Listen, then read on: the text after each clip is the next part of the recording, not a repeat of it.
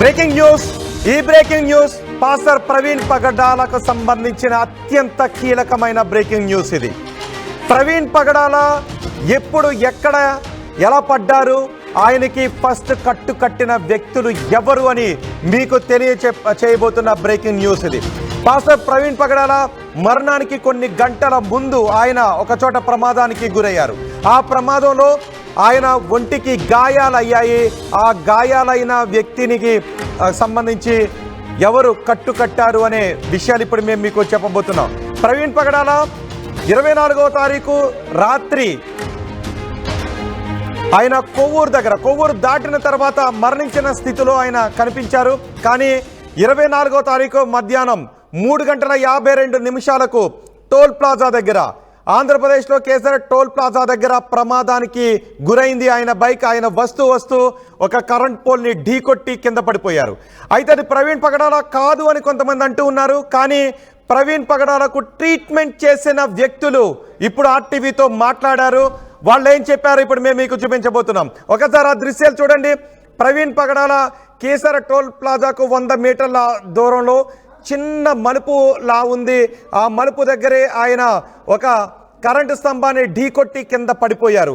అప్పుడు ఆయనకు కొన్ని గాయాలయ్యాయి. అయితే ఇది మీరు చూస్తున్నారుగా, ఈ ప్రమాదానికంటే ముందు ప్రవీణ్ పగడాల మరొక చోట కూడా పడిపోయారు. ఎందుకంటే ప్రవీణ్ పగడాల ఇప్పుడు ఆర్టీవీ స్క్రీన్ పైన ఇప్పుడు మీరు చూస్తున్న కేసర్ టోల్ ప్లాజా దగ్గర పడిపోవటానికి ముందు ఆయన ఎక్కడో పడిపోయారు. కొన్ని గంటల ముందు ఆయన పడిపోతే బ్లడ్ గాయాలయ్యే, ఆ గాయాలు కారణంగా వచ్చిన బ్లడ్ ఎండిపోయినట్టుగా ఉన్న దృశ్యాలను కూడా అంబులెన్స్ సిబ్బంది చూశారు. ఆయనకు ఫస్ట్ ఎయిడ్ చేశారు, ట్రీట్మెంట్ చేశారు. ప్రవీణ్ పగడాల 3:52 టోల్ ప్లాజా దగ్గర పడిపోయిన తర్వాత టోల్ ప్లాజా సిబ్బంది చూసి ఆ అంబులెన్స్కి ఫోన్ చేశారు. అంబులెన్స్ సిబ్బంది అక్కడికి వచ్చి ప్రవీణ్ పగడాల దగ్గరకు వెళ్ళి ఆయన చేతుకున్న గాయాలకు ఫస్ట్ ఎయిడ్ చేశారు. ఇదిగో మీరు ఆర్టీవీ స్క్రీన్ పైన చూస్తున్నారే, ఈ ముగ్గురే ప్రవీణ్ పగడాలకు ట్రీట్మెంట్ చేసిన వ్యక్తులు. వాళ్ళు ఆర్టీవీతో సంచలన విషయాలు వెల్లడించారు.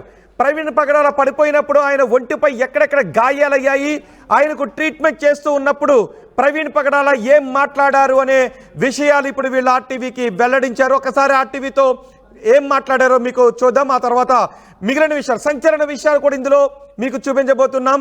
ప్రవీణ్ పగడాలగా చెప్పబడుతున్న వ్యక్తి పడిపోయిన తర్వాత ప్రవీణ్ పగడాలకు తొలిసారి ట్రీట్మెంట్ అందించిన వ్యక్తులు వీళ్ళే. ఆర్టీవీతో మాట్లాడారు. ఒకసారి ఏం మాట్లాడారు చూద్దాం. ఏం జరిగింది? నా పేరు దినాకర్. ఇక్కడ 10 NHIలో చేస్తాను, 1033లో చేస్తాను. ఆ రోజు మేము సేఫ్టీ మీటింగ్ జరుగుతుంది. మేము 9:30కు వచ్చాము. ఆ రోజు నేను ఆఫ్టర్నూన్ షిఫ్ట్, ఆ డ్యూటీ మీటింగ్లోనే ఆఫ్టర్నూన్ షిఫ్ట్ ఛార్జ్ తీసుకున్నప్పుడు 3:52కి నాకు కంట్రోల్ రూమ్ నుంచి నాకు ఫోన్ వచ్చింది. రోడ్ ట్రాఫిక్ యాక్సిడెంట్ కేసు అయితే మాకు ఫోన్లు వస్తాయి. అదేవిధంగా నాకు కంట్రోల్ రూమ్ నుంచి ఫోన్ రావడంతో నేను నా సిబ్బంది కలిసి తొందరగా అక్కడికి చేరుకున్నాం. డ్రైవర్ని షార్ట్కట్లో మామూలుగా ప్లాజాలో నుంచి బండి వేసుకొని రావని మేము పరిగెత్తుకుంటూ వచ్చి చూసాము. అంతలో మేము చేరుకునేసరికి ఆ విక్టిమ్ బండి మీద ఆల్రెడీ వెళ్ళటానికి రెడీగా ఉన్నాడు. రెడీగా ఉండటంతో ఏమైందని చెప్పేసి మేము ఓవరాల్గా చెక్ చేస్తే విక్టిమ్ కండిషన్ వచ్చేసి స్టేబుల్గా లేడు, బండి ఆపుకోలేని పరిస్థితుల్లో ఉన్నాడు. తర్వాత మేము దగ్గరికి వెళ్ళి మాస్క్ తీయండి, ఒకసారి హెల్మెట్ తీయండి, ఏమైనా జరిగింది అని చూస్తే అప్పుడు నేను అబ్జర్వ్ చేసింది ఏంటంటే రైట్ హ్యాండ్ సైడు యాబ్రేషన్ పడి అది ఆల్రెడీ డ్రై అయిపోయి ఉంది. దాన్ని గీసుకుపోవటం వల్ల నేను అసిస్టెంట్ని ట్రే తీసుకొని ఒకసారి చెక్ చేద్దామని బెటాడిన్ హైడ్రోజన్ పెరాక్సైడ్ దాన్ని క్లీన్ చేసి ఆ యాబ్రేషన్ తప్ప వేరేది ఏమీ లేదు. లేకపోవడంతో అతను స్టేబుల్నెస్ లేకపోవడంతో మేము నలుగురు గేట్ లైన్ అటెండర్ కూడా కలిపి మేము రిక్వెస్ట్ చేసాం, కూర్చోండి తర్వాత వెళ్తే కానీ రెస్ట్ తీసుకోండి, మాకు టోల్గేట్కి సంబంధించిన రెస్ట్ రూమ్స్ ఉంటాయి, ఆ రెస్ట్ రూమ్స్లో రెస్ట్ తీసుకోండి, కొంచెం టైం తీసుకొని వెళ్ళండి అని మేము రిక్వెస్ట్ చేసాము. అయినా కానీ వినుకోకుండా వెళ్తానని మనకు థమ్స్అప్ సింబల్ లాగా చెయ్యి చూపించి మాకు వెళ్ళి స్మైల్ చేయించాడు. అప్పుడు కూడా మా దగ్గర ఉన్నంతసేపు కూడా మాస్క్ కానీ హెల్మెట్ కానీ తీయలేదు. అది మాకు ఎలాంటి ఫేస్ కానీ మాకు చూపించలేదు. మేము వెళ్తావా అని చెప్పేసి మేము అడిగాము, వెళ్తానన్నారు. అతను వెళ్ళే కండిషన్లో ఉండటం కూడా మేము గమనించాము, కొంచెం వెళ్ళగలుగుతారని మేము గమనించాము. అయితే మేము అక్కడికి సమయం చేరుకున్నప్పుడు ల్యాప్టాప్లు వెనకాల జారుతాం గమనించి నేను వెనక్కి జరిగి అతను ముందే మేము ఫొటోస్ తీసుకుంటుంటే మమ్మల్ని ఫొటోస్ తీసుకోవద్దని చెప్పేసి అటు ఇటు ఫేస్ అనేది తిప్పుతుంటే మేము అతనికి కొంచెం ఇబ్బందిగా ఉందేమని చెప్పేసి నేను వెనక్కి జరిగి నేను కొంచెం డౌన్ చేసి ఫోటో తీశాను. ఆ ల్యాప్టాప్ ప్రూఫ్ కోసం మళ్ళీ ఎక్కడ పడితే మీరే కదా వెళ్ళింది, ఇక్కడ పడ్డాయి కదా, పడ్డ చోట పోయిన తర్వాత అతను మళ్ళీ తర్వాత వచ్చి కంప్లైంట్ ఇస్తాడేమో అని చెప్పేసి బయలుదేరేటప్పుడు అతని బిలాంగింగ్స్ అతనికి ఉన్నాయని చెప్పేసి ప్రూఫ్ కోసం నేను ఒక ఫోటో తీసుకున్నాను. ఇక మేము గమనిస్తుండగానే అతను మా ఎదురే టోల్ దాటేసి వెళ్ళిపోయారు. అప్పటికి హెడ్ లైట్ పగిలే ఉంది. హెడ్ లైట్ పగిలి కిందకి ఉంది. ఆ హెడ్ లైట్ని కూడా హెడ్ లైట్ పగిలింది కూడా అప్పటికి కిక్ కొడుతుంటే బండి కూడా స్టార్ట్ అవ్వలేదు. అతనే సడన్గా మళ్ళీ అవగాహనతో సెల్ఫ్ స్టార్ట్ చేసుకుని వెళ్ళిపోయాడు.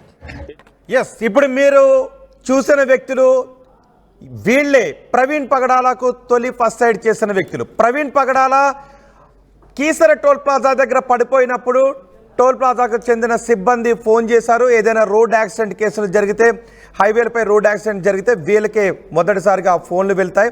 కాబట్టి అక్కడ పడిపోయిన తర్వాత ఆయన లెగలేని స్థితిలో ఉన్నారు, కొంచెం ఇబ్బంది పడుతూ ఉన్నారు. దీంతో వెంటనే అంబులెన్స్కి ఫోన్ చేశారు. అంబులెన్స్ సిబ్బంది అక్కడికి వచ్చి ప్రవీణ్ పగడాల దగ్గరకు వెళ్ళేసరికి ఆయన బైక్ లేపి వెళ్ళటానికి ట్రై చేస్తూ ఉన్నారు అని చెప్తున్నారు. అయినా కూడా ఆయనకు గాయాలు ఉన్నాయి కాబట్టి ప్రవీణ్ పగడాల దగ్గరకు వచ్చి, ఆయన ప్రవీణ్ పగడాల అని అప్పటికి ఎవరికి కూడా తెలియదు. ఆయన మాస్క్ వేసే ఉన్నారు, హెల్మెట్ పెట్టుకుని ఉన్నారు, వెళ్ళడానికి ట్రై చేస్తూ ఉంటే అంతకు ముందే అయిన ఒక గాయం ఆయన చేతికి ఉంది అని ఈ సిబ్బంది చెప్తూ ఉన్నారు. అంతకు ముందే గాయమై అది కొంచెం ఎండిపోయిన స్థితిలో ఉండటంతో దానికి కూడా మేము ట్రీట్మెంట్ చేశాము, తర్వాత ఫోటో తీసుకుంటామని అడిగామని చెప్తున్నారు. ఎందుకంటే ట్రీట్మెంట్ చేస్తున్న వ్యక్తులకు వాళ్ళు ఫొటోస్ తీసుకుంటారు కాబట్టి ఆ ఫోటో తీసుకుంటామని అడిగితే అందుకు ఆయన నిరాకరించారు. వెళ్ళటానికి ట్రై చేస్తుంటే కొంచెం మామూలుగా ఉన్నారు, వెళ్ళగలుగుతున్నారు కాబట్టి మేము అలౌ చేశామని చెప్తున్నారు. టోల్ ప్లాజా దగ్గర ఒక రూమ్ ఉంటుంది, ఆ రూమ్లోకి వచ్చి పడుకోమని కూడా చెప్పాము, కానీ ఆయన నిరాకరించారు. థంబ్ సింబల్ చూపించారు, వెళ్ళటానికి నేను రెడీగానే ఉన్నాను అని చెప్పడంతో ఆయన పంపించేశాము అని చెప్తున్నారు. సో ప్రవీణ్ పగడాల ఇప్పుడు యాక్సిడెంట్ దృశ్యాలు, అంటే ప్రవీణ్ పగడాల మధ్యాహ్నం 3:52 కీసర టోల్ ప్లాజా దగ్గర ఒక కరెంట్ స్తంభాన్ని గుద్దుతున్నప్పటి దృశ్యాలు. ఆయన గుద్ది అక్కడ గాయపడ్డారు, కానీ అంతకంటే ముందే మరెక్కడో ప్రవీణ్ పగడాల కూడా ఇంకొకసారి కూడా గాయపడ్డారు. ఎందుకంటే ఆ సిబ్బంది అక్కడికి వచ్చి ఆయనకు ఫస్ట్ ఎయిడ్ చేయటానికి వచ్చినప్పుడు అంతకు ముందే తగిలి ఎండిపోయినటువంటి గాయం, అంటే రక్తపు మరకలతో ఉన్నటువంటి గాయం, రక్తం ఎండిపోయినటువంటి గాయం ఆయన చేతికి ఉంది అనే విషయాన్ని గుర్తించారు.